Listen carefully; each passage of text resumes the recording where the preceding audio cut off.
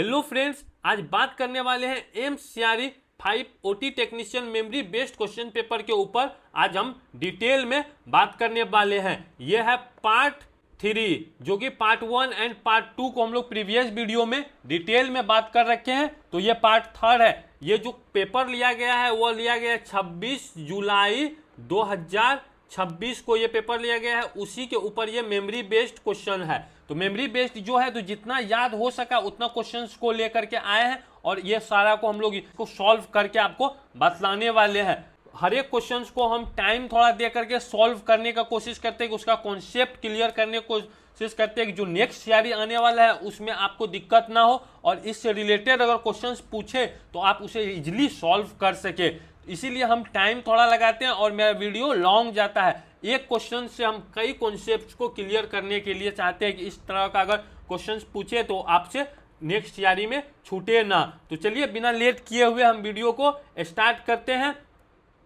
सबसे पहला जो इसका क्वेश्चन है, थर्ड पार्ट का पहला क्वेश्चन 41 जो क्वेश्चन है इसको हम लोग सॉल्व करते हैं। इसमें बोल रहा है कि which of the flowing position in this, यानी कि जो ये पोजीशन दिया हुआ है इस पोजीशंस को हम क्या नाम देते हैं, इसका क्या नाम है। अगर इसका आप पीडीएफ लेना चाहते हैं तो हमारे टेलीग्राम से जुड़ करके आप पीडीएफ भी ले सकते हैं। आपके लिए हम पीडीएफ भी प्रोवाइड करते हैं कि आप प्रैक्टिस कर सके, इजीली आप प्रैक्टिस कर सकते हैं। जो नेक्स्ट सीआरई के लिए तैयारी कर रहे हैं वह बहुत अच्छे से आप तैयारी कर सके तो हम प्रोवाइड करते हैं। चलिए अपने टॉपिक पर अगेन आते हैं। तो इसमें बोल रहा है कि ये पोजीशन जो आप देख रहे हैं, इस फिगर में जो आप पोजीशन देख रहे हैं, इस पोजीशन का आपको नाम बतलाना है कि ये पोजीशन कौन सा पोजीशन है, यही आपको बतलाना है। तो आप समझ में आ रहा है कि ये कौन सा पोजीशन है, ये आपको बतलाना है। तो आप देखने से ही आप बता दीजिएगा कि सर ये जो पोजीशन देख रहे हैं ये रिवर्स ट्रेंडलबर्ग हो सकता है या ट्रेंडलबर्ग हो सकता है। आप लोग पोजीशंस के बारे में बहुत अच्छे से पढ़े होंगे कि पोजीशंस कितने तरह का होता है। ये आप लोग बहुत अच्छे से पढ़ रखे होंगे कि बहुत सारा टाइप्स का पोजीशन होता है। प्रोन होता है, पोजीशन होता है, उसके बाद लिथोटोमी पोजीशन होता है, सुपाइन पोजीशन होता है, कई तरह का पोजीशन होता है। यहाँ पर लिया गया है ट्रेंडलबर्ग है और बीच चेयर पोजीशन है, रिवर्स ट्रेंडलबर्ग है और प्रोन है। तो ये क्या होता है कि प्रोन, आपको इतना ये समझ में आ रहा है कि ये जो है ये रिवर्स ट्रेंडलबर्ग या ट्रेंडलबर्ग हो सकता है। इसमें कंफ्यूजन होता है। हम भी जब स्टूडेंट्स लाइफ में थे तो हमारे साथ भी कंफ्यूजन बार बार होता था कि ट्रेंडलबर्ग में क्या होता है, हेड अप रहता है या लेग अप रहता है, इसमें कंफ्यूजन होता है। चलिए अब कंफ्यूजन आपको दूर करते हैं, हम आपको समझा देते हैं तो आपको कंफ्यूजन नहीं होगा। ये जो पोजीशन देख रहे हैं इसको हम लोग क्या बोलते हैं, तो बोलिएगा, इसको बोलते हैं सर रिवर्स ट्रेंडलबर्ग बोलते हैं। इसको क्या बोलते हैं, तो रिवर्स ट्रेंडलबर्ग बोलते हैं। ये इसमें क्लियर आपको होना चाहिए। जब भी रिवर्स ट्रेंडलबर्ग बोलेगा तो इसमें क्या होता है कि सर जो अपना होता है, सर ऊपर की तरफ चले जाता है, यानी ये क्या होता है तो अप हो जाता है। इधर जो हेड होता है ये क्या होता है तो अप हो जाता है और इधर जो लेग होता है ये क्या हो जाता है तो ये डाउन हो जाता है। क्या हो जाता है तो डाउन हो जाता है। जिस तरह से आप लोग देखे होंगे कि लेफ्ट कॉली जो होता है उसमें इसी तरह का पोजीशन किया जाता है, सेम यही पोजीशन किया जाता है। कौन, रिवर्स ट्रेंडलबर्ग किया जाता है। और इसमें जो राइट साइड होता है उसको थोड़ा सा एलिब्रेट करते हैं, ऊपर की तरफ करते हैं, तो वह होता है। तो वह भी क्वेश्चन आपसे पूछ सकता है कि कोलिसिस्टेक्टोमी जो सर्जरी होता है उसमें कौन सा पोजीशन किया जाता है, तो आपको उस टाइम में बताना पड़ेगा कि रिवर्स ट्रेंडलबर्ग पोजीशन करते हैं। चलिए उसको भी आपको समझा देते हैं। ये क्लियर हो गया। इसका जो सी होगा ये आंसर सही होने वाला है। देखिए इसमें हम जो लेप्रोस्कोपिक जो कोलिसिस्टेक्टोमी है इस पे भी एक प्रॉपर वीडियोज बना रखे हैं, हमारा चैनल पे आपको मिल जाएगा। अगर आपको देखना है, आपका ज़रूरत का लग रहा है तो आप जा करके देख सकते हैं। इस पर पूरा हम सर्जरी को डिटेल में समझाए हैं। अगर सर्जरी से क्वेश्चन भी पूछा जाता है तो आप जा करके वहाँ भी देख सकते हैं। उसमें जो पोजिशन बताए थे तो वहीं से आपको ये स्लाइड दिखा रहे हैं कि इसमें क्या है। तो ये पोजीशन जो है इसको बोलते हैं हम लोग रिवर्स ट्रेंडलबर्ग पोजीशन बोलते हैं। इसमें आपको कंफ्यूजन नहीं होना चाहिए। ये क्या है तो बोलिएगा कि ये रिवर्स ट्रेंडलबर्ग पोजीशन है। इसमें हम लोग ये करते हैं, इसमें थोड़ा सा हम लोग क्या करते हैं तो एक्सपोज करते हैं। जो राइट होता है राइट को थोड़ा सा ऑफ करते हैं, जो राइट साइड होता है उसको थोड़ा सा ऑफ करते हैं। इससे क्या होता है कि जो हमारा, आप लोग जान रहे होंगे कि ये जो है इसका क्वाड्रेंट्स में ये बांटा हुआ रहता है। इस क्या होता है क्वाड्रेंट्स में बांटा हुआ रहता है। तो इधर अगर आप लोग इसको देखेंगे तो पेशेंट्स का इस साइड में लेफ्ट है, इधर क्या है राइट है। यहाँ पर क्या होता है तो इधर सर्जन होता है और इधर राइट साइड में जो होता है यहाँ पे हमारा क्या होता है तो यहाँ पर बोलिएगा यहीं पर लीवर रहता है। लीवर का लोअर साइड में क्या होता है तो गोल ब्लैडर होता है, उसको निकालने के लिए हम लोग परफॉर्म करते हैं। तो इसीलिए हम क्या करते हैं तो राइट साइड्स को थोड़ा सा ऑफ करते हैं, यानी राइट साइड को क्या करते हैं तो ऑफ करने का काम करते हैं। इसीलिए यहाँ पर लिखा हुआ आपको मिल जाएगा कि यहाँ पर क्या है तो ये राइट साइड आपको देखने को मिल जाएगा कि यहाँ पर जो है ये राइट साइड को क्या करते हैं, राइट जो क्वाड्रेंट्स होता है उसको थोड़ा सा एक्सपोज करने के लिए हम लोग ऑफ करते हैं, लेफ्ट करते हैं। ये आपको समझ में आ गया होगा। आई होप आपको बहुत अच्छे से समझ में आ गया। यहाँ रोटेट करने के लिए बोल रहा है, ये आपको क्लियर हो गया होगा कि ये रिवर्स ट्रेंडलबर्ग है। आपको हमेशा याद रखना है जब सर ऊपर की तरफ जाएगा, हेड ऊपर की तरफ जाएगा तो इसको रिवर्स ट्रेंडलबर्ग बोलेंगे, जब सर नीचे की तरफ आएगा उसको ट्रेंडलबर्ग बोलेंगे। आई होप अब तक आपका ये कंफ्यूजन क्लियर हो गया होगा। नेक्स्ट में हम लोग चलते हैं। नेक्स्ट में यहाँ पर है 42 में बोल रहा है in this give image arrhythmia is show, यानी इसमें क्या है अर्दिमिया यहाँ पर है। यहाँ पर बता दिया है कि क्वेश्चन ही बता दिया है कि अर्दिमिया है। जो नीचे आपको ग्राफ दिख रहा है ये अर्दिमिया शो हो रहा है। Which of the flowing drug is use for treatment, यानी कि ये दे दिया है आपको, यहाँ पर बता भी दिया है कि यह क्या है तो बोलिएगा कि यहाँ पर अर्दिमिया है। अर्दिमिया का ग्राफ भी आपको दिखा दिया है, लेकिन इसमें कौन सा ड्रग का यूज करेंगे वो आपसे पूछ रहा है। तो देखिए कितना इजी है इसमें आपका क्वेश्चन हो गया। अगर आपको ये सिर्फ ग्राफ दे देता और यहाँ पर पूछता कि इस ग्राफ का बारे में बताइए कि क्या ये कौन है अर्दिमिया में है या रेगुलर है या इस क्या कंडीशन इसका दिखलाता है, वेंट्रिकुलर अर्दिमिया है कि टेकीकार्डिया, ये सारा कुछ पूछ लेता तो फंस जाते हैं ना। यहाँ पर आपको बता दिया अर्दिमिया में है तो अर्दिमिया में कौन सा ड्रग का यूज करते हैं वो आपको बतलाना है। तो आप इसमें देख करके आप बतला सकते हैं कि अर्दिमिया में कौन सा होता है। आप लोग पढ़ रखे हैं, आप लोग बहुत मेहनती स्टूडेंट्स हैं, आपको पता होगा कि इसमें क्या होगा। तो आप तुरंत बोलिएगा कि यहाँ पर क्या होता है जेलो कार्ड्स जो होता है, जेलो कार्ड्स का यूज करते हैं हम लोग किस में अर्दिमिया में।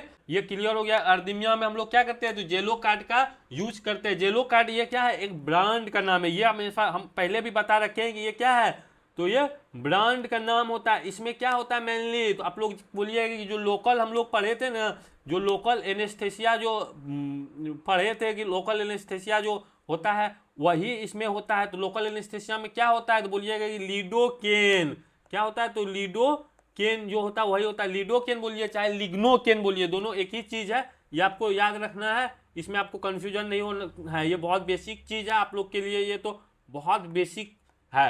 आपको लिडोकेन होता है या लिग्नोकेन होता है, इसी के लिए हम लोग यूज करते हैं। अगर क्लास आपसे पूछ लेगा तो आपको क्लास भी थोड़ा बहुत आपका माइंड में होना चाहिए, सब कॉन्शियस माइंड में कम से कम इसको सेव कर लीजिए कि इसका क्या होता है IB एंटी अर्दिमिया। आपको एंटी अर्दिमिया है तो एंटी मतलब क्या उसका अपोजिट है, तो यहाँ पर हम लिख सकते हैं कि एंटी अर्दिमिया इसका क्या होगा क्लास होगा। ये आपको समझ में आ गया होगा कि इस क्या होगा तो बोलिएगा एंटी अर्दिमिया क्लास का ये ड्रग्स होता है। अब तक ये आपको समझ में आ गया होगा। ये यूज कब कब कहाँ और हम लोग कर सकते हैं तो बोलिएगा वेंट्रिकुलर अर्दिमिया में हम इसका यूज कर सकते हैं, वेंट्रिकुलर अर्दिमिया में भी इसका यूज कर सकते हैं। एंड और कहाँ कर सकते हैं तो बोलिएगा वेंट्रिकुलर टेकीकार्डिया में भी यूज कर सकते हैं। वेंट्रिकुलर टेकीकार्डिया में हम प्रीवियस वीडियो में यानी पार्ट 2 में बात कर रखे हैं कि वेंट्रिकुलर टेकीकार्डिया क्या होता है। अगर आप देखे होंगे तो आपको पता होगा, अगर नहीं देखे तो उन्हें भी जा करके देख ले। आपको 1 से लेकर के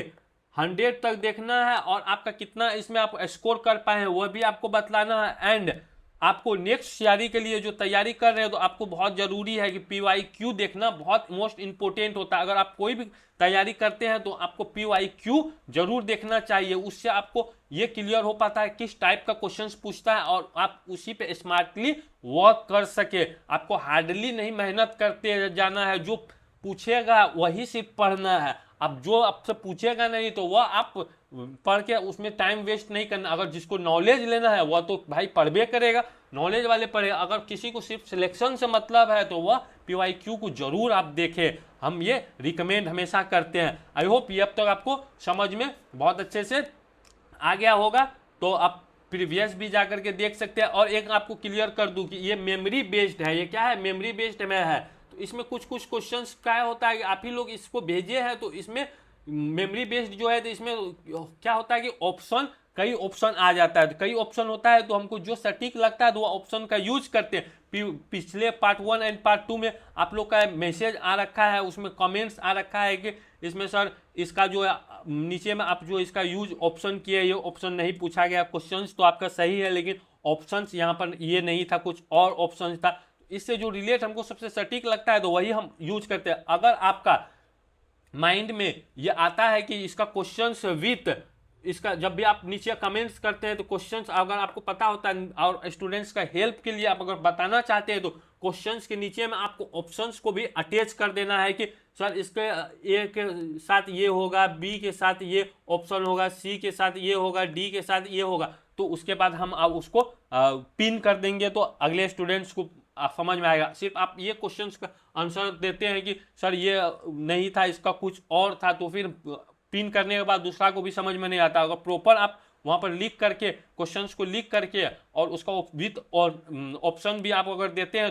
तब बहुत मज़ा आएगा उसको पिन करने में। अगर इस तरह से आपको लग रहा है कि नहीं ये ऑप्शन नहीं पूछा गया है तो आप हमें बता सकते हैं। आई होप ये अब तक आपको क्लियर हो गया होगा। तो चलिए इस क्वेश्चन को हम लोग सॉल्व करते हैं। 43 को सॉल्व करते हैं। इसमें बोल रहा है कि which of the followings manoeuvres is this, यानी मैन्यूवर्स को आपको ये इसमें समझना है कि ये इसमें क्या होने वाला है। यहाँ पर बोल रहा है स्लिक्स मैन्यूवर यहाँ पर है, यानी उसके बाद मिलिक यहाँ पर मैन्यूवर है, हेड टिल चिन लिफ्ट मैन्यूवर है या बर्प मैन्युअल है। तो इनमें से कौन होगा। जिस तरह से यहाँ पर थ्रस्ट देते हुए आप देख सकते हैं एब्डोमेन में क्या कर रहा है, थ्रस्ट दे रहा है, तो ये किस कंडीशंस में देते हैं वो आपको बतलाना है। कि इमेज में जो आपको शो हो रहा है इसको अप्लाई कर रहा है अपवर्ड्स, क्या एब्डोमेन्स में थ्रस्ट दे रहा है। जब थ्रस्ट देगा तो ये इसको हम लोग क्या बोलेंगे, हिमलिच मानवर बोलते हैं। इसको क्या बोलते हैं, हिमलिच मानवर बोलते हैं। ये आपको याद रखना है। इसका ऑप्शन क्या होगा, बी सही होगा।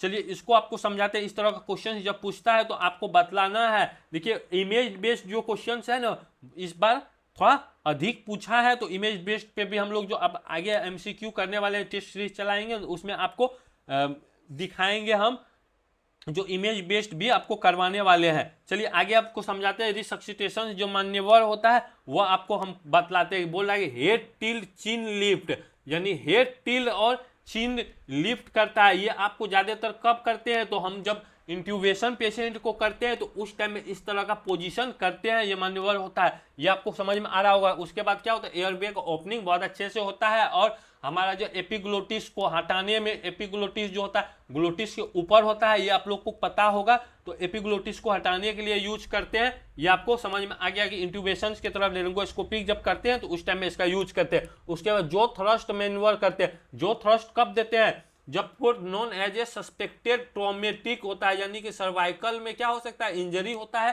ट्रोमेटिक पेशेंट होता है, तो उस टाइम में हम सिर्फ जॉ को थ्रस्ट देते हैं। जॉ को थ्रस्ट देते हैं तो एयर पे क्या होता है, ओपन हो जाता है और प्रॉपर क्या करता है, ये ब्रीदिंग कर पाता है। और हमारा जो पेशेंट का एयरवे जो होता है बहुत अच्छे से क्लियरली दिखाई देने लगता है, ग्लोटिस दिखाई देने लगता है और वहां से हम लोग इंट्यूबेट कर लेते हैं। उसके लिए यूज करते हैं, ये भी आपको ध्यान में रखना। उसके बाद आगे बोल रहा है रिलीफ ऑफ फोरिगन बॉडी, यानी कि जब फोरिगन बॉडी जाता है तो उस टाइम में हम लोग थ्रस्ट देते हैं। यानी कि कॉन्शस जब एडल्ट और चाइल्ड होगा, कॉन्शस चाइल्ड रहेगा, उस टाइम में हम लोग थ्रस्ट देते हैं। जो चेस्ट थ्रस्ट देते हैं कब, जो प्रेग्नेंट एंड ओबेस जो पेशेंट होता है उसको देते हैं। उसका पेट को नहीं दबाना है।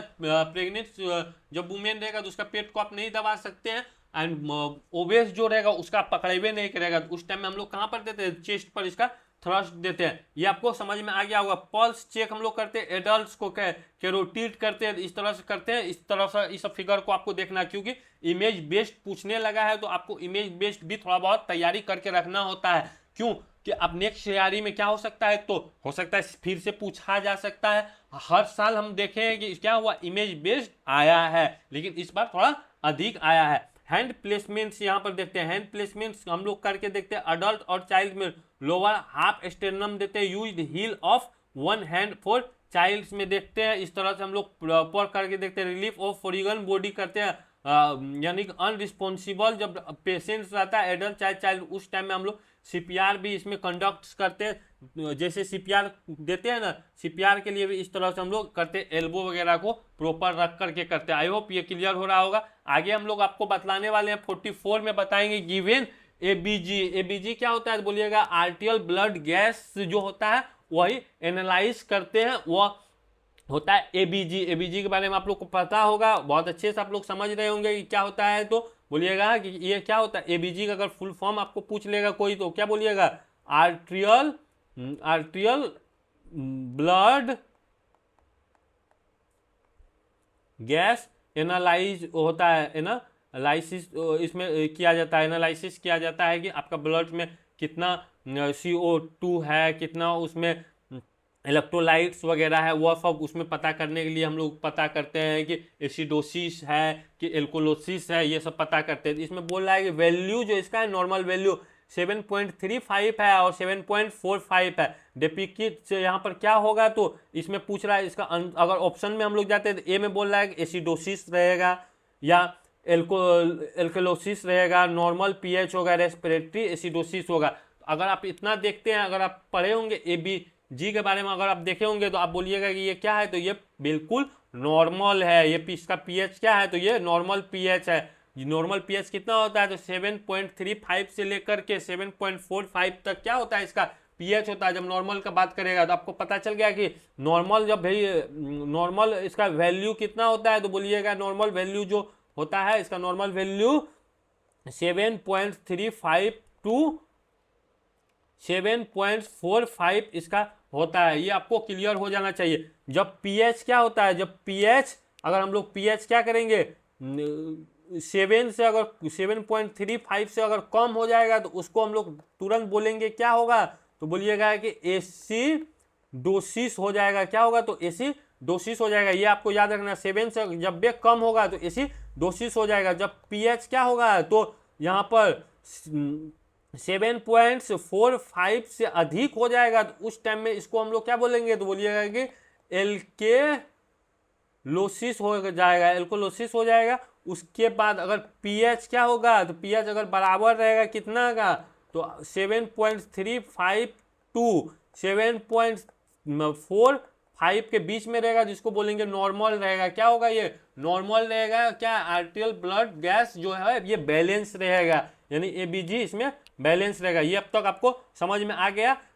तो ये कॉन्सेप्ट जो है ये तो आप लोग पहले से जान रहे होंगे कि आप लोग लिटमस पेपर के बारे में पढ़े होंगे कि यहाँ पर जीरो होता है। अगर इधर हम लोग आएंगे तो इधर क्या होगा एसिड होगा। इधर हम लोग कहाँ तक जाते हैं तो जीरो से ऊपर की तरफ जाते हैं, 7 इधर आते हैं तो बढ़ता है। अगर इधर फिर जाते हैं तो क्या होता था एल्कोलोसिस हो जाता था, यानी कि इधर बेस हो जाता था। इधर आते थे तो क्या हो जाता था एसिड हो जाता था। ये हम लोग पहले से जान रहे हैं, तो ये अब तक क्लियर आपको हो गया होगा। चलिए आगे हम लोग बढ़ते हैं। आगे 45 में बोला है points to be taken care during making lithotomy position, यानी इसको क्या करना है तो हमको लिथोटोमी पोजीशन करना है during making taken care position, यानी पॉइंट्स इसमें हमको जो पॉइंट्स नीचे में दिया है किसके रिगार्डिंग दिया है तो लिथोटोमी पोजीशन के रिगार्डिंग दिया है। लिथोटोमी पोजीशन आप लोग जान रहे होंगे। लिथोटोमी पोजीशन कब कब करते हैं तो बोलिएगा कि गायनिकोलॉजिकल जब हम लोग केस करते हैं तो उस टाइम में भी लिथोटोमी पोजीशन करते हैं। ज़्यादातर आपको वहीं पर देखने को मिलता होगा। तो आपको अब समझ में आ गया गायनी। उसके बाद ओवेस्ट्रेक्शन जब होता है तो उस टाइम में हम लोग इसका यूज कर सकते हैं। गायनी डिपार्टमेंट में आपको ज़्यादा देखने को मिल रहा होगा। चलिए अब इसमें इसका ऑप्शंस को आपको देख करके, इसका पॉइंट्स को देख करके सही जो इसका पॉइंट्स होगा उस पर आपको बात करना है। ए में जो इसमें बोल रहा है, ए में बोल रहा है rice and lower both legs, यानी कि इसमें क्या करना है ऊपर की तरफ बढ़ाना है। लोअर बोथ लेग्स यानी दोनों जो पैर है उसको क्या करना ऊपर की तरफ ले करके जाना है सिमुल्टेनियसली, यानी क्या करना है एकदम सिमुल्टेनियसली जाना है, स्लोली ऊपर की तरफ ले करके जाना है। ये इसमें बोल रहा है। उसके बाद बी में बोल रहा है कि राइस 1 लेग फर्स्ट, यानी जब 1 लेग फर्स्ट और लोअर द अदर लेटर बोलेगा तो उस टाइम में दोनों पैर को एक साथ लेकर के जाते हैं। ये तो आप लोग जान रहे हैं। तो इसका जो ऑप्शन ये सेकेंड ऑप्शन क्या होगा गलत हो जाएगा। Keep pressure over the fibular head, यानी फिबुला हेड के पास आपका है इसका दीजिएगा प्रेफर, ये भी गलत है। उसके बाद हाइपरफ्लेक्स द हिप एंड नी, यानी हाइपरफ्लेक्स बहुत ज़्यादा मोड़ने के लिए नहीं मोड़ा जाता है, क्या कि उसमें इंजरी आ सकता है। तो इसका जो ऑप्शन ए है यही क्या है ऑप्शन ए इसका सही है। चलिए इसका पोजीशंस को हम दिखाते हैं। प्रॉपर लिथोटोमी पोजीशन है, लेग्स एंड हिप अलाइनमेंट्स को हमको मिलाना है कि इसका लेग एंड हिप का अलाइनमेंट्स कैसा है, हिप तो इस तरह से इसका पोजीशन बनाते हैं और प्रॉपर क्या करते हैं, दोनों पैर को एक साथ हम लोग क्या करते हैं, रेस्ट पर देते हैं। यहाँ पर जो लेग रेस्ट होता है उस पर देकर ये लिथोटोमी पोजीशन करते हैं। उसके बाद नीचे में पैडिंग करते हैं। इससे क्या होता है, तो यहाँ का नर्व वगैरह को डैमेज से प्रिवेंट्स करता है, ये आप लोग को पता होगा। तो यहाँ पर हील्स वगैरह लगा हुआ था, बटक के नियर टेबल इंड में यहाँ पर रखते हैं और यहाँ से ये टेबल क्या होता है, थोड़ा सा कटा हुआ रहता है। ये आप लोग को बहुत अच्छे से समझ में आ रहा होगा। तो इसको लिथोटोमी पोजीशन बोलते हैं। तो उसका स्टेटमेंट ए क्या है, इसका स्टेटमेंट ए सही है। आपको ये समझ में बहुत अच्छे से आ गया होगा। इसका स्टेटमेंट ए क्या है, तो बोलिएगा ए इसका सही है। चलिए आगे अब हम लोग बढ़ते हैं, आगे आपको दिखाते हैं। इसमें 46 में बोला है which is the most common complication of spinal anaesthesia, यानी स्पाइनल एनेस्थेसिया जब देते हैं तो उसमें मोस्ट कॉमन जो कॉम्प्लिकेशन देखने को मिलता है वह आपसे पूछा जाता है। ये बहुत इजी क्वेश्चन आपसे पूछ लिया गया है कि इसमें क्या होता है। तो आप बोलिए टेकीकार्डिया होता है, हाइपरटेंशन होता है। तो हाइपरटेंशन तो भाई बिल्कुल नहीं होता है।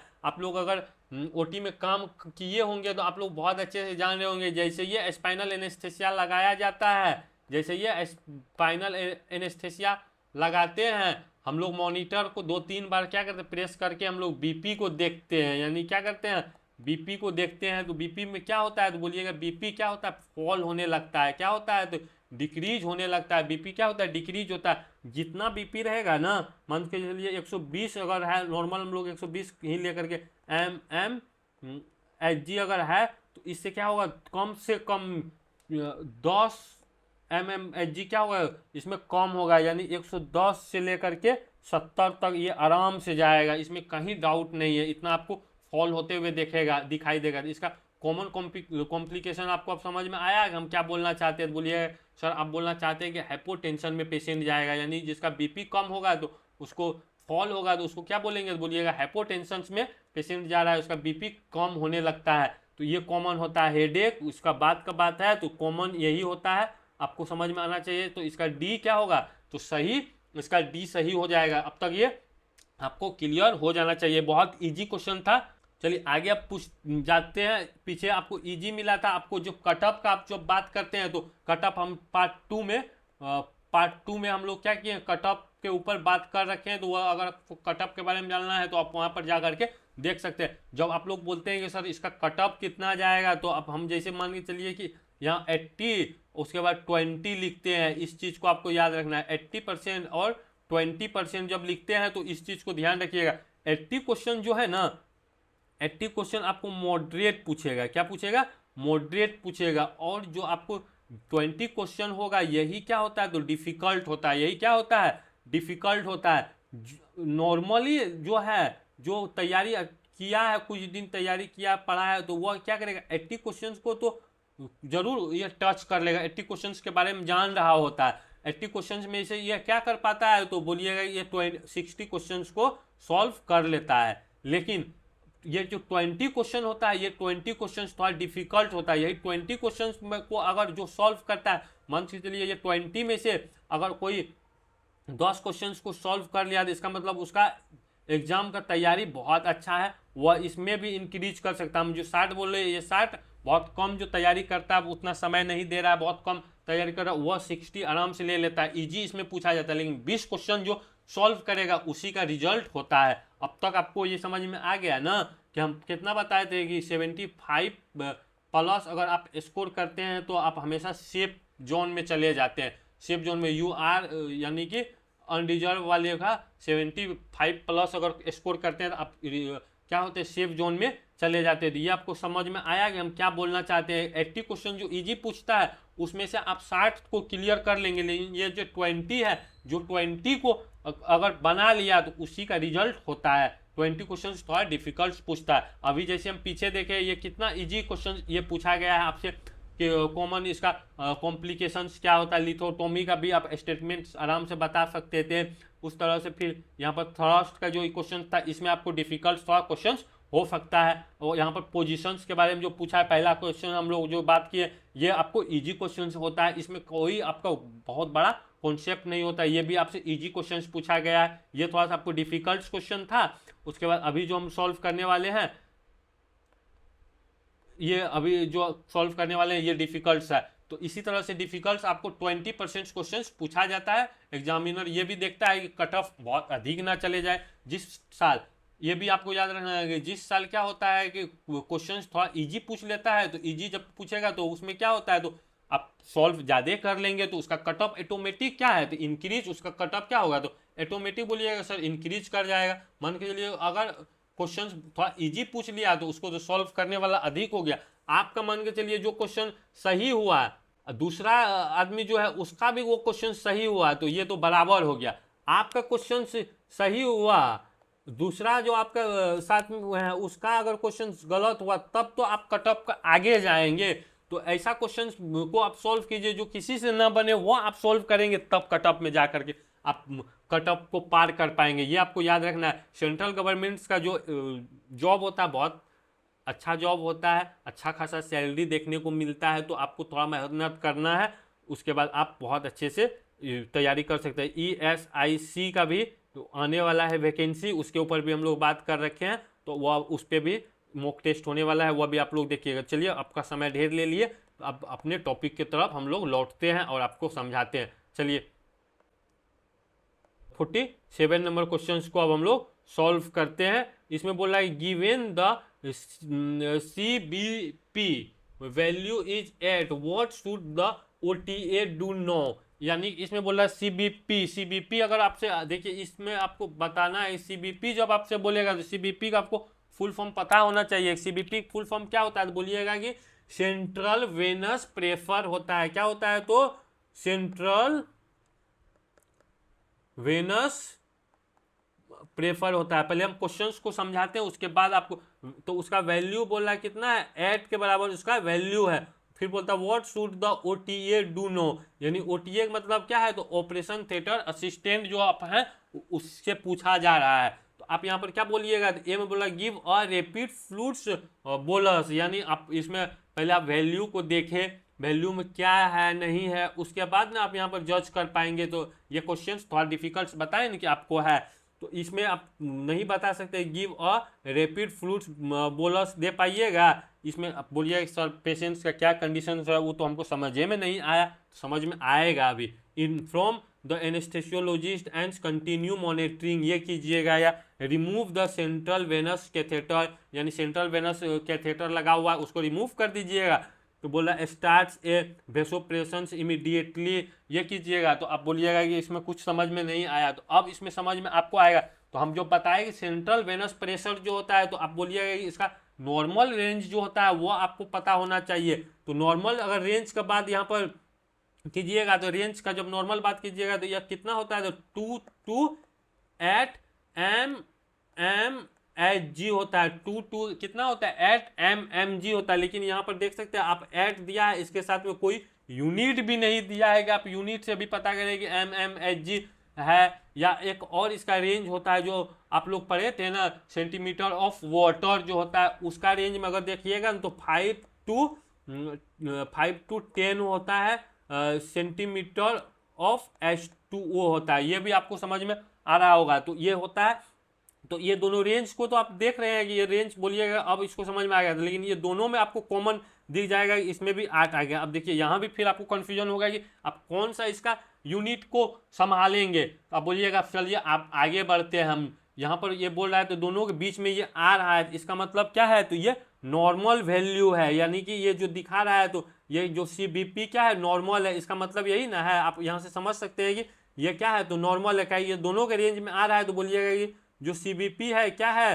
तो बोलिएगा कि ये नॉर्मल है। सेंट्रल वेनस जो प्रेशर है वह क्या है, नॉर्मल है। सेंट्रल वेनस प्रेशर कहाँ से लेते हैं, तो बोलिएगा कि जो हार्ट होता है, अपना हार्ट होता है, जो हार्ट होता है उसका आसपास हम लोग क्या करते हैं, प्रेशर लेने का कोशिश करते हैं, उसी को बोलते हैं सेंट्रल वेनस प्रेशर। जो रिटर्न होकर के ब्लड आता है इंफीरियर वेने कामा, सुपेरियर वेने कामा, ये आप लोग एनाटॉमी में पढ़ रखे होंगे, तो वह होता है। ये अब तक ये आपको क्लियर नहीं हुआ कि इसका क्या होता है। चलिए आगे आप हमको बतलाते हैं आपको कि क्या इसमें होने वाला है। बोलिएगा कि जो आप तो इतना समझ में आ गया है कि जो CBP जो है 8 सेंटीमीटर ऑफ H2O है, इंडिकेट्स कर रहा है कि एडिक्वेट वेनस जो फीलिंग्स कर रहा है, यानी राइट आर्टियल का जो प्रेफर होता है उसके पास में ये मोस्ट पेशेंट्स है, यानी कि उसके आसपास में ये जा रहा है, यानी कि ये नॉर्मल है। तो नॉर्मल है तो आप इसमें क्या करिए, give a rapid fluids bolus कीजिएगा, तो बोलिएगा नहीं ये तो आप कैसे करेंगे जब पेशेंट नॉर्मल है, इसमें नॉर्मली पेशेंट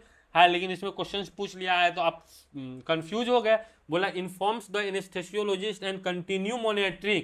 आप देखिए अगर पेशेंट्स का कुछ हो या नहीं हो, अगर थोड़ा बहुत भी हमको कंफ्यूजन होता है तो हम लोग डायरेक्ट क्या करते हैं, एनेस्थेसियोलॉजिस्ट को इन्फॉर्म कर देते हैं और अपना मॉनिटरिंग कंटिन्यू करते हैं। Remove the central venous, central venous को हम कहा है रिमूव करेंगे तो ये भी गलत हो गया। स्टार्ट्स ए वेसोप्रेशन इमीडिएटली, हम दूसरा ड्रग को कैसे तुरंत स्टार्ट कर सकते हैं, अभी तक हमको पेशेंट्स का डायग्नोस ही नहीं पता चला, तो ये भी नहीं कर सकते। तो इसका ऑप्शन बी ही हमको क्या लगता है सटीक, इसका बी लग रहा है।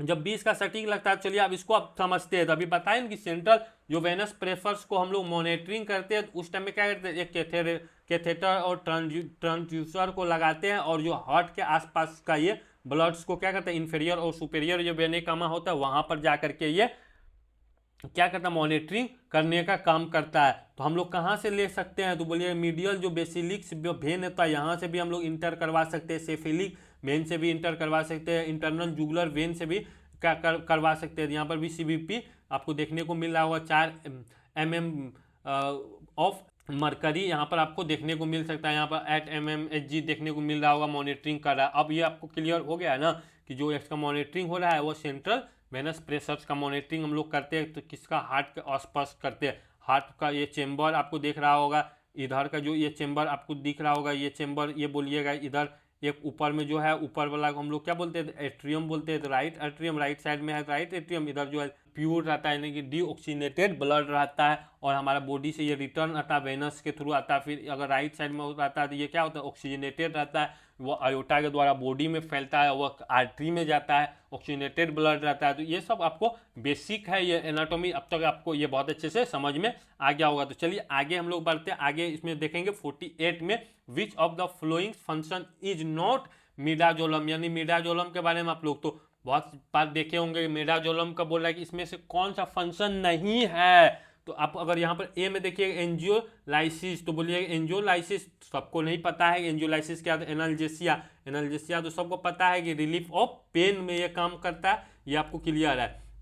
तो मिडाजोलम क्या काम करता है, बोलिएगा नहीं इसमें काम पेन में कहाँ भाई ये काम करता है, सीडेशन करने के लिए काम करता है, सीडेशन के लिए ये काम करता है, बोलिएगा हाँ सीडेशन के लिए ये काम करता है। एमनेसिया करता है, तो हाँ बोलिएगा कि जब हम लोग मिडाजोलम देते हैं ना तो पेशेंट क्या होता है, सीडेट होता है, सोने लगता है, एमनेसिया में चल जाता है, यानी क्या होता है, पेशेंट सोने लगता है। तो बोलिएगा ओ ये भी इसका सही है।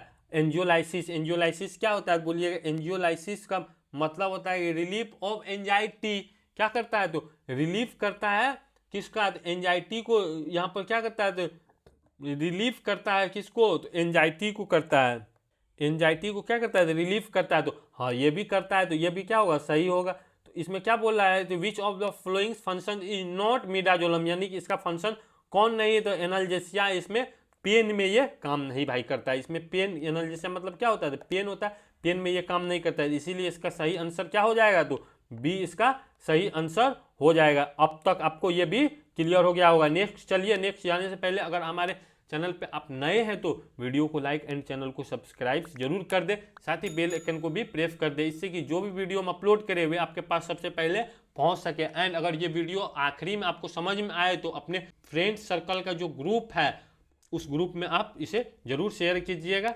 और इसका पीडीएफ अगर आप लेना चाहते हैं तो हमारे टेलीग्राम से जुड़ करके इसका पीडीएफ भी ले सकते हैं। चलिए आगे 49 में बोल रहा है कि फेंटानिलीन इज हाईली, सिर्फ यहाँ पर ये क्वेश्चन पूछ रहा है कि फेंटानिलीन इज हाईली, तो ये हाईली क्या होता है, वाटर सोल्यूबल होता है या लिपिड सोल्यूबल होता है, ऑयल सोल्यूबल होता है, फैट सोल्यूबल होता है। बोलिएगा कि ये जो होता है ना सर ये लिपिड सोल्यूबल होता है, ये क्या होता है, तो लिपिड सोल्यूबल होता है, इसमें आपको डाउट नहीं होना चाहिए। फेंटानिलीन जो होता है हाईली क्या होता है, लिपोफिलिक ऑपोइड्स एनाल्जेसिक होता है, ये आपको याद रखना है। हाईली क्या होता है, तो हाईली लिपोफिलिक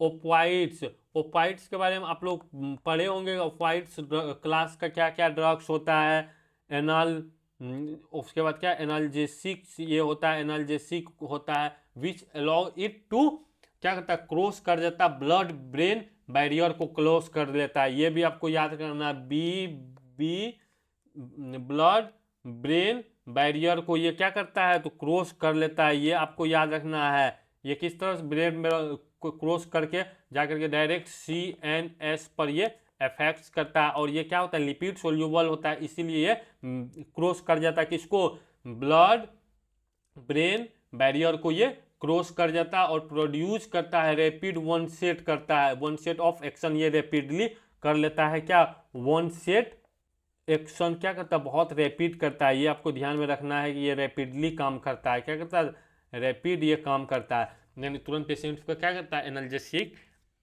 इफेक्ट ला देता है। लेकिन ऑपवाइड्स है, ये आपको याद रखना है। ऑपवाइड्स जब है ना, तो ऑपवाइड्स क्या होता है, एडिक्ट हो सकता है बार बार। अगर हम लोग फेंटानिलीन का यूज करेंगे पेशेंट में, तो पेशेंट क्या होगा, उसका एडिक्ट हो जाएगा। जब तक उसको फेंटानिलीन का इंजेक्शन नहीं लगेगा तब तक उसका पेन में कंट्रोल ही नहीं होगा। तो सिर्फ इसका हम लोग OT में यूज करते हैं, सर्जरी के ड्यूरिंग सर्जरी के दौरान इसका यूज करते हैं। ऐसे आप लोग क्लिनिकली बाहर में यूज इसका नहीं होता है। ये अब तक आपको समझ में आ गया। चलिए आगे बढ़ते हैं। 50 में इसमें बोला है कि which of the followings complication is seen will using morphine in epidural anaesthesia. Epidural anaesthesia आप लोग को पता होगा कि जिस तरह से हम लोग स्पाइनल एनेस्थेसिया स्पाइन में लगाते हैं, तो एपिड्यूरल एनेस्थेसिया हम लोग क्या कहते हैं, एपिड्यूरल स्पेस में जाकर के लगाते हैं। इसमें क्या होना चाहिए, मॉर्फिन जब रहेगा यूज करेंगे तो उसमें क्या कॉम्प्लिकेशन देखने को मिलेगा, वही इसमें पूछ रहा है कि इसमें क्या कॉम्प्लिकेशन देखने को मिलेगा। तो आपको रेस्पिरेटरी डिस्प्रेशन देखने को मिलेगा, सीवियर हाइपोटेंशन में पेशेंट जाएगा, या कंप्लीट मोटर ब्लॉकेज करेगा, पोस्ट ड्यूरल पंचर हेडेक आएगा। तो इसमें से क्या होगा, तो इसका मेन सबसे इम्पोर्टेंट अगर इसमें देखते हैं तो सबसे अच्छा इसका ऑप्शन क्या है, ए है कि रेस्पिरेटरी डिस्प्रेशन करता है। ये क्या करता है, तो रेस्पिरेटरी डिप्रेशन, इसमें डिप्रेशन करता है। अब तक ये क्लियर आपको हो गया होगा। चलिए आगे बढ़ते। 51 में बोल रहा है कि 51 में कि which of the followings drugs is used in local anaesthesia. Local anaesthesia systemic toxicity, यानी कि जब लोकल एनेस्थेसिया देते हैं तो उसमें क्या हो सकता है, तो सिस्टेमेटिक जो होता है टॉक्सिसिटी देखने को मिल सकता है। तो वह इसमें से कौन सा है, कौन सा हम लोग ड्रग का यूज करेंगे, तो वह इसमें पूछ रहा है आपसे। तो आपको बतलाना है कि लोकल एनेस्थेसिया जो सिस्टेमिक टॉक्सिसिटी देखने को मिलता है, तो हम तो उसमें जो यूज करते हैं, कौन सा ड्रग का यूज करते हैं, उसको प्रिवेंट करने के लिए हम लोग यूज करते हैं। तो बोलिएगा यहाँ पर एड्रेनलिन का करते हैं, तो बोलिएगा नहीं, एड्रेनलिन का हम लोग नहीं यूज करते। एट्रोपिन का करते हैं, नहीं, एट्रोपिन का लोकल से इससे कोई लेना देने है। फ्लूमाजेलिन का नहीं करते हैं। 20% इंटरलिपिड्स एम्यूलेशंस का हम लोग क्या करते हैं, यूज करते हैं। ये होता है, आपको याद रखना है। इस तरह से आपको वाइल देखने को मिलेगा। एक चीज़ आपको और याद रखना है कि पार्ट 2 में हम लोग इस साल 2026 में जो CRE में पूछा गया था कि सिर्फ बोतल दे दिया था, उसमें कुछ नाम नहीं था, ऐसे नाम को बंद ब्लैक था, उसमें सिर्फ कलर से बोला था कि कौन सा इसमें ड्रग है, तो आप प्रोपोफॉल पकड़े थे। लेकिन देखिए इसमें भी क्या है, वाइट कलर का ही इसमें भी सॉल्यूशन रहता है, यानी वाइट ही कलर का ये भी रहता है। तो ये इसका नाम क्या है, तो इंटरलिपिड रहता है। इसका आपको और सारा इसका ड्रग्स आता है, ये भी आपको यही कलर को देखने को मिलेगा। इसका कब यूज करते हैं, जब लोकल एनेस्थेसिया देते हैं ना, उसमें जब टॉक्सिसिटी बॉडी में होता है तो उसको हम लोग एंटीडोट बतौर ये एंटीडोट इसका यूज करते हैं। ये आपको समझ में आ रहा होगा कि इसको क्या करते हैं, बतौर हम लोग एंटीडोट इसका यूज करते हैं। ज़्यादातर आपको यूजुअली इसका ये कब यूज करते हैं, तो ये कब करते हैं ये आपको याद रखना है।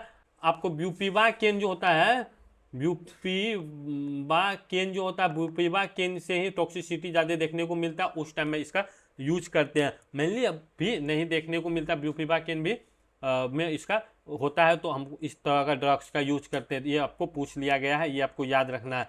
चलिए इसमें जो आपको यहाँ पर देखते होंगे ईच ml जो कंटेंट्स यहाँ पर सोयाबीन ऑयल से आपको देखने को मिल रहा हो, इसीलिए इसका कलर आपको प्रोपोफॉल का तरह दिख रहा है। प्रोपोफॉल का भी आप कंपोजिशन देखिएगा तो उसमें भी सोयाबीन रहता है। उसके बाद एग इचिंग लीच भी आपको देखने को मिलेगा, यानी योक जो होता है, ग्लिसरीन भी उसमें देखने को मिलेगा। इसका भी कंपोजिशन में इस तरह से देखने को मिलता है। आई होप अब तक आपको समझ में आ गया कि इसका सही आंसर क्या होगा, तो डी होगा। 20% इंटरलिपिड इमोलेशंस का यूज हम लोग करते हैं। चलिए आगे हम लोग बढ़ते हैं। आगे बोल रहा है 52 में, in this givens monitor we can not comments on which of the followings monitor, यानी कि इसमें से जो हमको नहीं दिखाई दे रहा है मॉनिटर्स में, उसको आपको कमेंट्स करना है कि इसमें से क्या नहीं दिखाई दे रहा था। आपको मॉनिटर्स देखने के लिए बहुत अच्छे से आ रहा होगा कि इसमें क्या क्या आपको दिखाई दे रहा है। तो आप अगर इसमें देखते हैं तो बोलिएगा यहाँ पर हार्ट रेट यहाँ पर देखने को मिल रहा है, हमको हार्ट रेट यहाँ पर देखने को मिल रहा है। हार्ट रेट तो इसमें मॉनिटर में है। उसके बाद यहाँ पर आपको बीपी भी, यहाँ पर बीपी भी देखने को मिल रहा है। अगर आप यहाँ पर देखेंगे SpO2 भी आपको देखने को, सेचुरेशंस भी यहाँ पर SpO2 भी आपको, ऑक्सीजन सेचुरेशंस भी देखने को मिल रहा होगा। यहाँ पर टेम्परेचर भी दिखा रहा है, टेम्परेचर भी आपको दिख रहा होगा। उसके बाद यहाँ पर EtCO2 भी आपको दिख रहा होगा, EtCO2 भी आपको दिख रहा होगा। तो आप इसमें और क्या है, EtCO2 आपको दिख ही रहा होगा, इतना सारा कुछ आपको दिख रहा है। तो इसमें पूछ रहा है ऑप्शन में कैप्नोग्राफी, कैप्नोग्राफी आपको ये आ गया। EtCO2 जब होगा तो इसको क्या बोलते हैं, तो कैप्नोग्राफी, इसी को ना बोलते हैं, कैप्नोग्राफी बोलते हैं। तो ये आपको दिख रहा है, तो यह तो रहबे करेगा। इसमें हम कमेंट्स करेंगे बीपी भी दिख रहा है। एयरवे प्रेफर इसमें नहीं दिख रहा है। SpO2 भी दिख रहा है। तो इसका आंसर क्या होगा, सी होगा। तो आपको समझ में आ गया है कि मॉनिटर देख करके इस तरह का क्वेश्चंस इमेज बेस्ड आया है। तो इसीलिए बोल रहे हैं इमेज बेस्ड पे भी हम लोग क्या करने वाले हैं, तो प्रैक्टिस करने वाले हैं। आई होप अब तक आपको बहुत अच्छे से समझ में आ गया होगा। 53 में भी क्या है, मॉनिटर है। इससे फिर आपको इमेज बेस्ड फिर इसमें आपसे पूछ लिया गया है, तो आपको इसमें भी इमेज बेस्ड आपको बतलाना है। तो यहाँ पर 53 में बोल रहा है airway pressures is given image, यानी एयरवे प्रेशर को आपको बताना है कि इसमें इमर जो है कितना इसका है, जो एयर का जो प्रेशर है वह इसमें कितना है, तो आपको बतलाना है। अगर आपको देखने के लिए आ रहा होगा तो आप यहाँ पर बोलेंगे कि यहाँ जो अब दिख रहा है इसको क्या बोलते हैं, आर है रेस्पिरेटरी, यहाँ पर रेट देखने को मिल रहा होगा। FiO2 है, यानी कि जो O2 का फ्रैक्शंस कितना जा रहा है वो दिख रहा होगा। मिनट वेंटिलेशंस देखने को मिल रहा होगा। मिनट वेंटिलेशंस इक्वल टू क्या होता है, बोलिएगा कि टाइडल वॉल्यूम्स गुना रेस्पिरेटरी रेट जो होता है उसी को हम लोग मिनट वेंटिलेशंस बोलते हैं। वो आप लोग को पढ़ा रखे हैं। तो इसमें पूछ क्या रहा है, तो आपको पूछ रहा है कि जो एयर का प्रेशर होता है वो आपसे पूछा जा रहा है। तो यहाँ पर जो आपको दिख रहा होगा 15, यही होता है एयर का प्रेशर। आपको याद रखना चाहिए। यहाँ पर क्या लिखा हुआ है, पीक लिखा हुआ है। जब वेंटिलेटर के बारे में आप लोग पढ़ रहे होंगे तो इस तरह से आपको देखने को मिल रहा होगा। तो यहाँ पर क्या है, हाईएस्ट प्रेशर्स जो है generate in the airway during the inspiratory phase. Inspiratory phase में जब इंस्पायर करता है तो उस टाइम में ये प्रेशर बनता है जो 15 का प्रेशर गया है। नॉर्मल अगर इसका प्रेशर देखिएगा ना, हम लोग नॉर्मली जो यूज करते हैं, नॉर्मली जो प्रेशर होता है पीक का जो होता है वो नॉर्मली अगर आप लोग देखिएगा तो कितना होता है, 10 से 20 सेंटीमीटर ऑफ H2O होता है। कितना होता है, सेंटीमीटर ऑफ H2O होता है। ये यूनिट हमेशा आपको याद रखना है, यूनिट बहुत जरूरी चीज़ है। अप्रोक्सीमेटली आप लोग याद रख सकते हैं, ये अप्रोक्सीमेटली आप लिख सकते हैं। अब तक ये क्लियर आपको हो गया। इसमें 15 है तो इसका बी क्या होगा, आंसर होगा कि इसका एयरवे में 15 का प्रेशर आ रहा है। चलिए आगे हम लोग अब बढ़ते हैं। आगे अगर बढ़ते हैं तो 54 में बोल रहा है कि what is the colour coding of oxygen cylinder. देखिए कितना इजी इसमें क्वेश्चंस पूछा गया। ये क्वेश्चन में आपको डिफिकल्टी हो सकता है, इसमें आपको डिफिकल्टी हो सकता है, लेकिन यहाँ पर इतना इजी क्वेश्चंस पूछ लिया गया है। तो इसमें क्या होगा, तो बोलिएगा black body and white shoulder, इसमें आपको बात ही नहीं करना है। NPO hours for solid food, जब इसमें बोला जाता है तो आपको डायरेक्ट इसमें क्या बोलते हैं, इसका आंसर डी आप लोग बोल देते हैं कि 8 आर्ट्स में हम लोग क्या करते हैं, NPO पर रखते हैं। लेकिन इसमें तो 8 सही है, इसमें राइट है 8, लेकिन कभी कभी आपको क्या हो सकता है, तो इसमें आप गलत कर सकते हैं। इसके लिए क्या होता है, तो एक चीज को आपको याद रखना है कि अकॉर्डिंग टू ASA, यानी कि अमेरिकन सोसाइटी ऑफ एनेस्थेसियोलॉजिस्ट को अगर देखते हैं तो उसका जो है फास्टिंग का गाइडलाइन है, क्या है, तो जो इसका फास्टिंग जो करते हैं, फास्टिंग का गाइड लाइंस होता है कि इसका गाइडलाइंस को फॉलो करना पड़ता है, इसका गाइडलाइंस को आपको फॉलो करना होता है। उसमें आपको देखने को मिलेगा। तो आप यहाँ पर देखिएगा कि चलिए उसका आपको एक टेबल लिख देते हैं, वो टेबल को आपको याद रखना है। तो यहाँ पर आप लिखिए कि टाइप्स ऑफ इनटेक यानी इनटेक दीजिए, उसके बाद यहाँ पर लिखिए NPO लिख देते हैं, ये आपको क्लियर है, यानी टाइम यहाँ पर दे देते हैं, टाइम दे देते हैं। चलिए यहाँ से हम लोग स्टार्ट करते हैं। तो अगर आप यहाँ पर लिखते हैं कि क्लियर लिक्विड्स, अगर क्लियर लिक्विड्स देते हैं तो हम लोग कितना क्लियर, अगर लिक्विड्स की बात करेगा तो क्लियर लिक्विड्स कितना देर के लिए देते हैं, तो बोलिएगा क्लियर लिक्विड्स जो होता है 2 आवर्स के लिए देते हैं। और उसके बाद अगर जाते हैं तो ब्रेस्ट जो होता है, ब्रेस्ट मिल्क जो होता है, जब चाइल्ड होगा तो उसको ब्रेस्ट मिल्क दीजिएगा ना, तो ब्रेस्ट मिल्क जो होता है वो कितना होता है 4 आवर्स के लिए रहता है। यह सब पूछ सकता है, हो सकता है नेक्स्ट तैयारी में आपसे पूछ ले। धीरे धीरे क्या हो रहा है, फर्स्ट अगर सीआरई फर्स्ट और अभी 5 का अगर देखते हैं, दोनों में अगर कंपेयर करते हैं 1 से लेकर के 5 तक में कंपेयर करते हैं, तो धीरे धीरे क्या हो रहा है, पेपर डिफिकल्ट होते हुए जा रहा है। तो आपको भी तैयारी क्या करना है, डिफिकल्ट से थोड़ा सा तैयारी करते हुए जाना है। 3 में अगर आप लोग देखिएगा तो इन्फेंस जो होता है फॉर्मूला, इन्फेंस फॉर्मूला आप लोग पढ़ रहे होंगे। तो आपसे इन्फेंस फॉर्मूला कभी भी पूछेगा तो आप लोग याद रखिएगा, नॉन ह्यूमन जो मिल्क होता है, जो पैकेट वाला जो मिल्क आता है, नॉन ह्यूमन जो मिल्क होता है, ये चाइल्ड के लिए आपको इम्पोर्टेंस है, तो वो कितना जाता है, तो 6 आवर्स तक जाता है, ये आपको याद रखना है। उसी में आपको लाइट्स जो मिल होता है, लाइट्स मिल जैसे कि टी वगैरह जो आप इंटेक कीजिएगा तो वह भी कितना जाता है, तो वह भी 6 आवर्स तक आप लोग यूज कर सकते हैं, उसको हम लोग NPO मान सकते हैं। एंड अगर हैवी बोलेगा, जैसे ये हैवी बोलेगा, हैवी या सॉलिड बोलेगा तो उस टाइम में डायरेक्ट 8 आवर्स में जाना है। तो यहाँ पर क्या पूछा है, सॉलिड फूड्स पूछा है, इसलिए इसका 8 हो गया। अगर इसमें से और थोड़ा सा आपको चेंज कर देगा तो आप क्या हो सकते हैं, थोड़ा सा कंफ्यूज हो सकते हैं और गलत कर सकते हैं। तो अब तक ये आपको समझ में आ गया। हमेशा accordings to American society of anaesthesiologist का जो गाइडलाइंस है उसी का अकॉर्डिंग क्वेश्चन पूछा जाता है।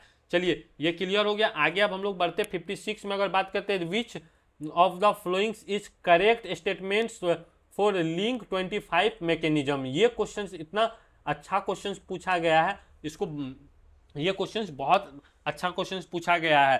ये जो बोलते हैं डिफिकल्ट से भी डिफिकल्ट है, अगर डिफिकल्ट का स्क्वायर बोलेंगे तो भी चलेगा, ये डिफिकल्ट का स्क्वायर के बराबर है ये क्वेश्चन।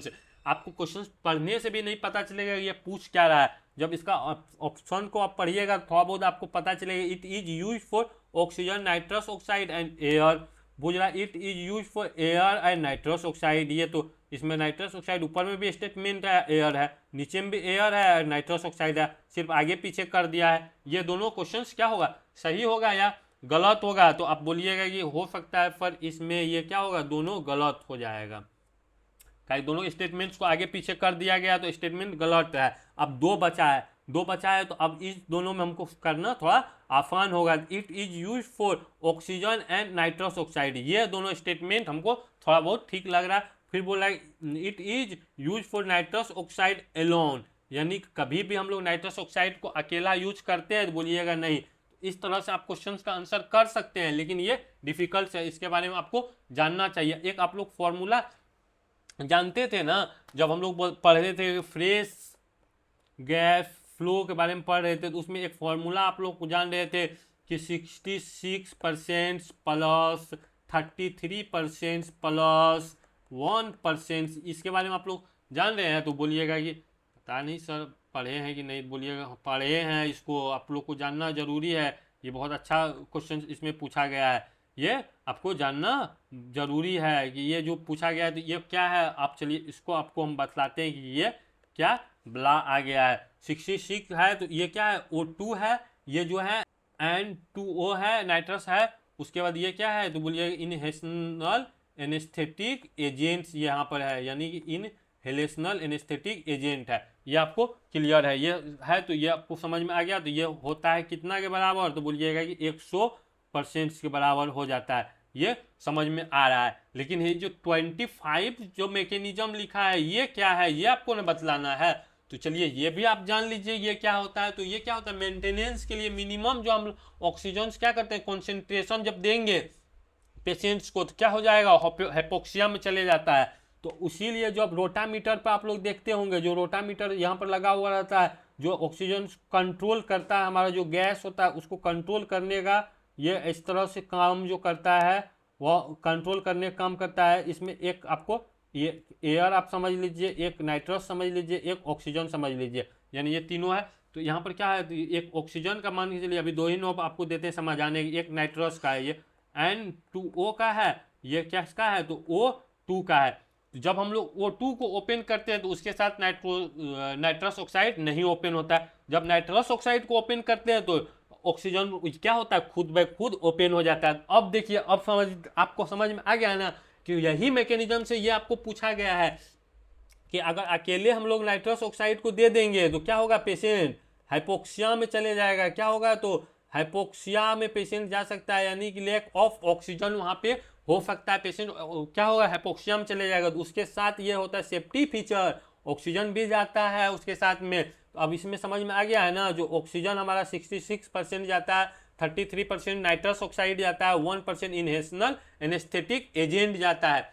ये अब तक आपको क्लियर हो गया है। तो अब ये तुरंत बोल दीजिएगा नहीं, it is a hypoxia prevention safety mechanism used in anaesthesia machine, यानी एनेस्थेसिया मशीन में हम लोग इसका क्या करते हैं, एनेस्थेसिया मशीन में इसका यूज करते हैं। ये समझ में अब तक आपको बहुत अच्छे से आ गया होगा कि N2O का जो फ्लो होता है वो इंक्रीज क्या कर सकता है, मैकेनिज्म ऑटोमेटिकली क्या हो जाता है, इंक्रीज हो जाता है, O2 फ्लो भी इसमें हो जाता है। तो अब ये क्लियर हो गया, इसीलिए इसका आंसर को आप यहाँ से क्लियर कर सकते हैं कि इसका आंसर सी क्या होगा, सही होगा, use for oxygen and nitrous oxide.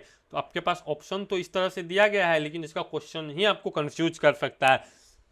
I hope ये अब तक आपको समझ में आ गया होगा। चलिए आगे देखते हैं। ये क्वेश्चन इतना इजी पूछा, 57 pin index of oxygen. Oxygen का पिन इंडेक्स अगर आपसे पूछेगा तो आप इसमें आपको डाउट होना चाहिए, तो बोलिएगा ये नहीं, इसमें क्या डाउट होना चाहिए। अगर एक का पूछेगा तो एक तुरंत बोलिएगा कि आपको मुंह पे याद होना चाहिए, इसका एयर होगा। जब 3 और 5 पूछेगा तो इसमें क्या होगा, तो बोलिएगा इसका N2O होगा। ऑक्सीजन का क्या होता है, O2 होगा। इसका क्या होता है, तो इसका कुछ नहीं याद, इसका इस तरह का हम तो अब तक हमको याद नहीं रहा है क्या है। आप लोग को अगर जानना होगा तो देख लीजिएगा इसका क्या होता है। ये अब तक आपको समझ में आ गया कि इसका सी क्या होगा, तो सही आंसर इसका सी होने वाला है। ये आपको अब तक बहुत अच्छे से क्लियर हो गया। ये बहुत इजी था, इसमें क्या ही करना। इसको याद करने के लिए अगर कन्फ्यूजन होता है तो देखिए, इसमें जो आप देख रहे हैं कि N2O जो है, N2O में कितना 3 वो चीज़ आपको बड़ा थोड़ा दिखाई दे रहा है, O2 थोड़ा छोटा ही दे रख रहा है, इसीलिए 3 5 2 5 2 5 और 3 5 में कन्फ्यूजन होता है, हम भी मानते हैं। तो आपको 2 5 किसका, ऑक्सीजन का, 3 5 किसका, नाइट्रस ऑक्साइड का, इस तरह से आप याद रख सकते हैं। चलिए ये क्लियर हो गया। चल अब आगे अगर हम लोग बढ़ते हैं, आगे अगर बढ़ेंगे तो आगे में बोल रहा है 58 में एपनेफ्रिन डोज इन कार्डियक अरेस्ट। चलिए डोज आपसे पूछ लिया गया है, डोज पूछ लिया गया है। अब तक हमको पहली बार इसमें क्वेश्चन देखने को मिला है कि डोज भी पूछा जाता है। तो एपनेफ्रिन का आपको डोज याद है, कार्डियक अरेस्ट में जो हम लोग यूज करते हैं। बोलिएगा कि सर अब तक तो हमको नहीं याद है। ये इसका भी एक चीज़ आपको याद रखिएगा कि अमेरिकन जो हार्ट एसोसिएशन होता है ना, उसमें ACLS यानी एडवांस कार्डियक लाइफ सपोर्ट्स का जो गाइडलाइंस होता है, उसके अकॉर्डिंग्स अगर बात कीजिएगा तो आपको अकॉर्डिंग्स क्या बोले, accordings to a American heart associations का क्या होता है, ACLS गाइडलाइंस होता है, यानी कि एडवांस कार्डियक लाइफ सपोर्ट्स जो होता है, यही होता है इसका फुल फॉर्म। तो इसमें इसका गाइडलाइंस के अकॉर्डिंग्स क्या होता है, तो हम लोग एपनेफ्रिन का कब यूज करते हैं, कार्डियक अरेस्ट में। जो हम लोग CPR कब देते हैं, तो वही टाइम में देते थे, ये उसी से रिलेट कर रहा है। तो उसमें क्या होता है, तो 1 mg होता है, 1 mg देते हैं, IV या IO मतलब IV तो आप लोग जान रहे इंट्रावेनस होता है, IO मतलब क्या होता है, इंट्राओशियस। ओशियस मतलब बोन में इसका यूज करते हैं। एंड और एक चीज आपको याद रखना है, ये क्या होता है, रेपिड क्या होता है, रेपिड्स हम लोग क्या करते हैं, एवरी 3 से 5 मिनट्स में इसको क्या करते हैं, देते हैं। 3 से 5 मिनट्स में इसको एवरी रिटर्न्स करते हैं। तो आप इसमें समझ में आ गया है कि 1 mg हम लोग क्या करते हैं, IV या IO देते हैं, कितना 3 से 5 मिनट्स के लिए देते हैं। आपको ये सी सही हो जाएगा। चलिए ये भी आपको क्लियर हो गया। आगे अगर हम बात करते हैं तो 59 में बोल रहा है which of the followings drugs is given of occurrings of anaphylactic reaction due to antibiotic. Antibiotic के कारण क्या हुआ, तो उसको पहले एलर्जी हुआ, एलर्जी से आगे जब बढ़ते तब ना एनाफिलेक्टिक शॉक आता है पेशेंट में। बोलिएगा जी सर, ये सही बात बोले हैं। तो इसमें जो होता है तो इसमें क्या देते हैं, एट्रोपिन देते हैं। तो बोलिएगा नहीं, एट्रोपिन हम लोग यूज नहीं करते हैं। जब ऑर्गेनोफॉस्फेट्स पॉइजनिंग पेशेंट आता है उस टाइम में देते हैं। जब ब्रेडिकार्डियम पेशेंट जाता है तो उस टाइम में हम लोग देते हैं। तो इंट्रालिपिड एम्बुलेंस देते हैं। बोलिएगा ये तो अभी आप बतलाए हैं कि जो होता है ये लोकल जो एनेस्थेसिया होता है उसका अगर टॉक्सिसिटी होता है तो उसमें इसका यूज करते हैं। एड्रेनलिन का यूज करते हैं। तो बोलिएगा हाँ, एड्रेनलिन का यूज करते हैं। नॉन एड्रेनलिन क्या होता है, जब बीपी फॉल हो जाता है तो उस टाइम में इसका यूज करते हैं। तो सी क्या होगा, इसका सही आंसर हो जाएगा क्या, तो सी इसका सही आंसर हो जाएगा। अब तक ये आपको क्लियर हो गया होगा कि नॉन एड्रेनलिन, इसी को हम लोग क्या बोलते हैं, अगर आपको दे देगा एप्नीफ्रीन तो एप्नीफ्रीन भी आप इसको बोल सकते हैं। अपनी नॉन एड्रेनलिन की जगह पर अगर आपको क्या बोलेगा तो एप्नीफ्रीन, अगर एप्नीफ्रीन अगर आपको देखने को मिलेगा तो एप्नीफ्रीन भी आप लगा सकते हैं, इसका राइट होगा। इसका यूज क्या क्या करते हैं, रिवर्स करता है ब्रोंकोस्पाज्म जब होता है उस टाइम में करता है, इंक्रीज करता है ब्लड प्रेशर को, इंक्रीज करता है, रिड्यूस क्या करता है, एयरवे जो इडिमा होता है उसको रिड्यूस करता है, इंप्रूव करता है, कार्डियक आउटपुट को ये इंप्रूव करने का काम करता है। ये क्लियर हो गया होगा। चलिए लास्ट जो है 60, इसमें देखेंगे हेमोस्टेट्स कैन बी अचीव्ड बाय, यानी कि इसमें इंस्ट्रूमेंट से क्वेश्चन से पूछा गया है। अब तक में हम लोग जो पार्ट ये थर्ड है, तो थर्ड में अभी तक हम लोग देखेंगे कि 2 इंस्ट्रूमेंट्स पूछा गया। एक तो ड्राइंस के बारे में हम लोग बात किए थे, वह एक इसमें आपको पूछा गया है हेमोस्टेटिस में क्या यूज किया जाता है। तो अब तक में आपको 2 देखने को मिला है और आगे अभी बचा हुआ है तो उसमें भी हम लोग देखेंगे कि कितना बोला है। आर्टरी फोर्सेप्स, तो आर्टरी तो हम लोग यूज करते हैं कि हेमोस्टेट्स यानी कि ब्लड्स को क्या करता है, जो ब्लीडिंग होता है, ब्लीडिंग जो होता है ब्लीडर को स्टॉप करने के लिए हम लोग क्या करते हैं, स्टॉप करने के लिए यूज करते हैं क्या, तो बोलिएगा कि इसमें आर्टरी फोर्सेप्स का हम लोग यूज करवे करते हैं, मॉस्क्यूटो का यूज करवे करते हैं, बुलडॉग क्लैंप का भी हम लोग यूज करते हैं। यानी कि इसमें क्या होगा, तो ऑल ऑफ दज हो गया, यानी कि हम सब इसका यूज करते हैं। इसका डी आंसर क्या हो जाएगा, द राइट आंसर हो जाएगा। आई होप ये अब तक आपको बहुत अच्छे से समझ में आया होगा।